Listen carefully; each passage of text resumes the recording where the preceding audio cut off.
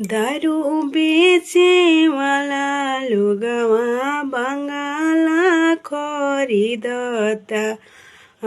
दारू बेचे वाला लोगवा बंगाला खरीदता। दारू पिए वाला लोगवा घर बार बेचता। दारू पिए वाला लोगवा घर बार बेचता।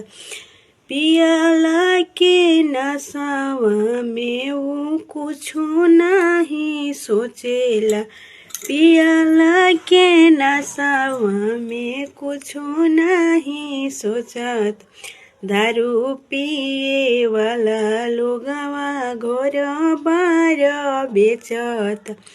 दारू पिए वाला लोगवा घर बार बेचत। एसी में बैठला दारू बेचे वाला लोगवा। एसी में बैठेला दारू बेचे वाला।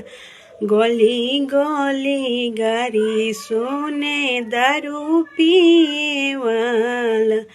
गली गली गाड़ी सुने दारू पिए वाला।